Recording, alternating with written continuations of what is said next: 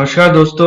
एक बार फिर से आप लोगों का बहुत बहुत स्वागत है। मैं हूँ वीके सर और मेरे चैनल डॉक्टर के अंदर आज बात करते हैं अपन NCLEX based question of cardiovascular system.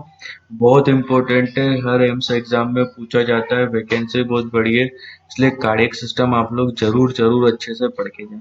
Start करेंगे अपन सिंपल से और हार्डेस्ट की तरफ चलेंगे। पार्ट फर्स्ट है, फिर पार्ट सेकंड में देखेंगे। सबसे पहले बात करें बेरो रिसेप्टर और pressoreceptors are located at. Baroreceptors कहाँ पे जो है लोकेटेड होता है? First option wall of aortic arch, next cardiac sinuses, next vena cava and right atrium, और नेक्स्ट आ जाएगा बोथ ए एंड बी। तो आंसर क्या हो जाएगा? Answer is D, both A और बी। मतलब ये बेरो रिसेप्टर और प्रीसो रिसेप्टर कहाँ होते हैं? वॉल ऑफ एरोटिक आर्च और कैरोटिड साइनस में। नेक्स्ट है the apex beat is felt at which intercostal space. Apex beat जो है किस इंटरकोस्टल स्पेस पे जो है फील होती है? पहला है third third intercostal space, fourth intercostal space, fifth intercostal space and six intercostal space. तो आंसर क्या हो जाएगा? Answer is fifth intercostal space. Apex beat पूछे या अपेक्स पल्स पूछे तो दोनों की बात क्या हो जाएगी? सेम हो जाएगी। नेक्स्ट बात करें cardiac muscle differ from skeletal muscle by. Cardiac muscle जो है स्केलेटल मसल से अलग है, क्यों और किस तरीके से? ऑप्शन है it contain actin and myosin. Cardiac muscle में क्या होता है? एक्टिन और मायोसिन होता है। नेक्स्ट है it has automaticity and conductivity. मतलब ये ऑटोमेटिकली जो है बीट करती है और उन एक्टिविटी कंडक्ट होती है। नेक्स्ट है it contain calcium for contraction. इनमें क्या होता है? कैल्शियम होता है कॉन्ट्रैक्शन के लिए। नेक्स्ट है इट थ्राइव विदाउट ऑक्सीजन। मतलब ये बिना किसी जो है ऑक्सीजन के क्या कर सकती है? सर्वाइव कर सकती है। तो आंसर क्या हो जाएगा इसमें? बी आंसर हो जाएगा। कार्डियक मसल जो है स्केलेटल मसल से डिफर है, कैसे? क्योंकि इनमें ऑटोमेटिसिटी और कंडक्टिविटी पाई जाती है। नेक्स्ट है in the P Q R S wave in ECG P wave represent. जो अपनी ईसीजी के अंदर पी क्यू आर एस जो वेव्स है उसमें पी वेव जो है किस चीज को बताती है?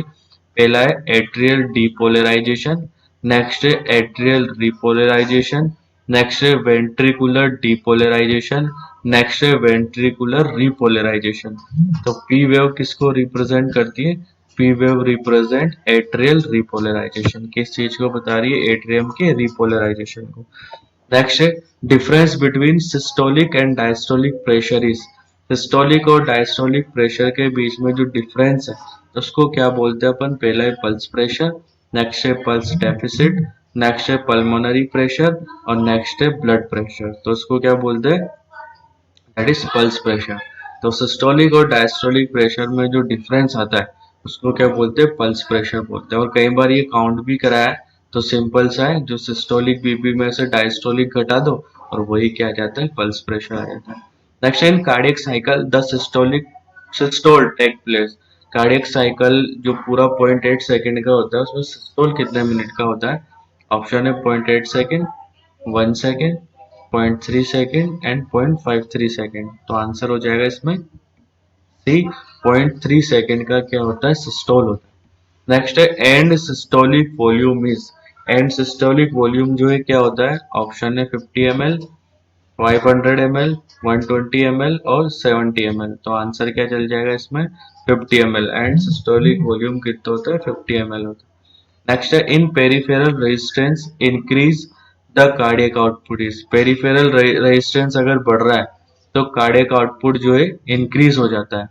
ये क्या अगर पेरिफेरल रेजिस्टेंस बढ़ता है तो कार्डियक कार्डियक आउटपुट में क्या प्रभाव पड़ेगा? पहला ऑप्शन है इंक्रीज, नेक्स्ट है डिक्रीज, नेक्स्ट है no change and fourth is the none of the above. तो आंसर इज बी आंसर हो जाएगा डिक्रीज। क्योंकि जैसे ही पेरिफेरल रेजिस्टेंस बढ़ा मतलब जो वेसल्स है वो क्या होती है? ज्यादा डायलेट हो सकती है, और ज्यादा डायलेट हो सकती है मतलब आगे जो नेक्स्ट ऑर्गन तक जो ब्लड पहुंचना है उसमें क्या हो जाएगी? कमी हो जाएगी। इसलिए जो कार्डियक और इसलिए हार्ट तक भी कम ब्लड पहुंचेगा, इसीलिए क्या हो जाएगा? कार्डियक आउटपुट कम हो जाएगा। नेक्स्ट है if BP is 160/110 in a person then mean arterial blood pressure is. अगर किसी का ब्लड प्रेशर 160/110 है तो उसमें मीन आर्टेरियल ब्लड प्रेशर कितना होगा? 93.33, 173.33, 126। नेक्स्ट ऑप्शन आ जाएगा 80। mm of Hg। तो आंसर क्या चला जाएगा सी 126.66 mm of Hg। तो मीन आर्टीरियल ब्लड प्रेशर कैसे निकालते हैं, 2 × diastolic pressure plus systolic pressure divided by 3। मतलब 110 को तो डबल लेंगे अपन, प्लस 160 कर देंगे और उसको डिवाइड कर देंगे 3 से। तो ऐसे क्या निकाल सकते हैं अपन, मीन आर्टेरियल ब्लड प्रेशर।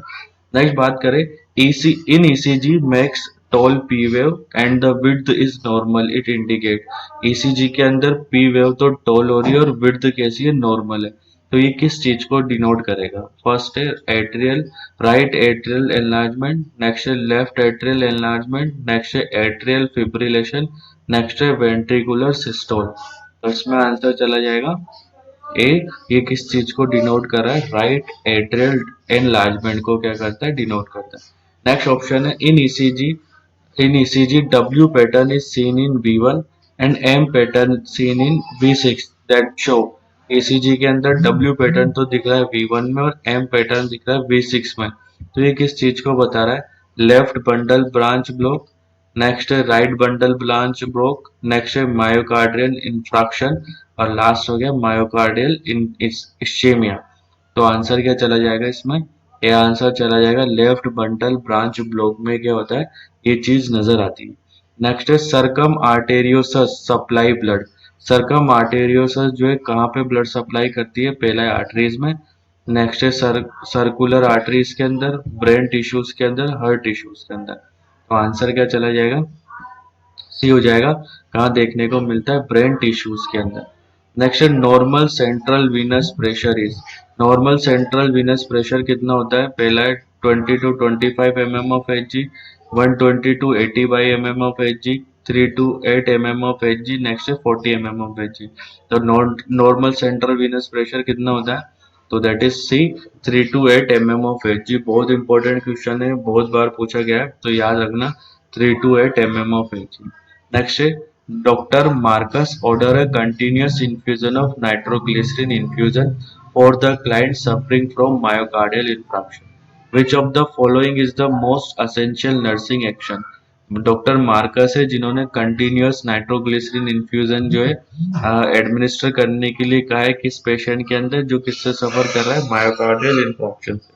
तो इसके लिए अपन को जो है क्या चीज जो है ना ध्यान में रखनी है, एसेंशियल नर्सिंग एक्शन क्या होगा, monitor urine about frequently, monitor करना है यूरिन को, monitor blood pressure every 4 hourly, next है obtaining serum potassium level, next है obtaining infusion pump for the medication. Medication देने के लिए क्या लें अपन, इन्फ्यूजन पंप। इसमें आंसर चला जाएगा डी, आंसर चला जाएगा।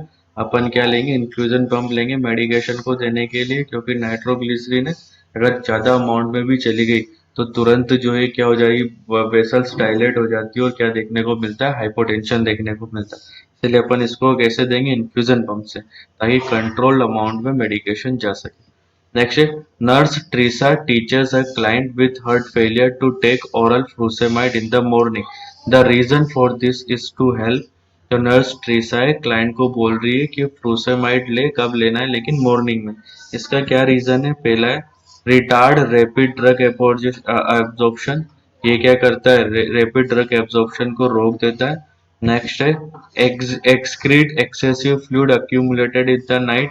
नाइट में जो एक्सेसिव फ्लूइड अक्यूमुलेट हो गया उसको एक्सक्रीट कर देता है। Prevent sleep disturbance during the night.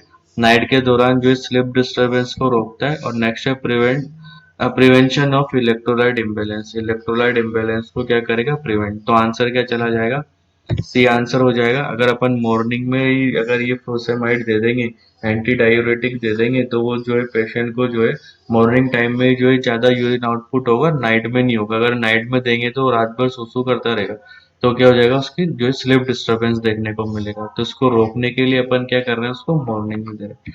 Next है most sensitive cardiac marker is. सबसे सेंसिटिव जो है कार्डियक मार्कर कौन सा होता है, creatinine kinase, lactate dehydrogenase, troponin and the acid AST। तो सबसे सेंसिटिव कार्डियक मार्कर कौन सा होता है, that is C, troponin. Next बात करें अपन, which of the following electrolyte value can potentiate digitalis toxicity. Digitalis toxicity के अंदर कौन सा इलेक्ट्रोलाइट जो है इम्बेलेंस देखने को मिलता है, इससे अपन को पता लग जाता है कि डिजिटलिस टॉक्सिलिटी हो गई। डिजिटलिस मतलब बात करें अपन hypocalcemia, hyperkalemia, hypocalcemia and next hypercalcemia. तो आंसर क्या चला जाएगा? B, hypercalcemia. नेक्स्ट बात करें, which of the following is most important to prevent the progress of disease in the thromboangiitis obliterans या बर्गर डिजीज। बर्गर डिजीज के अंदर कौन सी जो है इम्पोर्टेंट है चीजें जो डिजीज को प्रोग्रेस होने से रोकते? पहला है कंट्रोलिंग ब्लड प्रेशर, नेक्स्ट है कंट्रोलिंग डायबिटीज, नेक्स्ट है स्मोकिंग सिजेशन और वेट रिडक्शन। तो बर्गर डिजीज में किसको कंट्रोल करना चाहिए? That is smoking caseation. Burger disease में क्या हो जाता है, ब्लड वेसल्स के बीच में प्लेग जमने लग जाता है, और जितने ज्यादा स्मोकिंग करेगा प्लेग जमने का संभावना उतनी ज्यादा होगी। तो इस चीज को अपन को क्या करना चाहिए? रोकना चाहिए। नेक्स्ट है, विच of the following cardiac condition does a fourth heart sound indicate? किस कंडीशन के अंदर जो फोर्थ हार्ट साउंड जो है इंडिकेट करेगा? नेक्स्ट है पहला dilated aorta, normal functioning heart, next है डिक्रीज्ड मायोकार्डियल कॉन्ट्रैक्टिलिटी, नेक्स्ट है failure of ventricle to eject all the blood during the systole.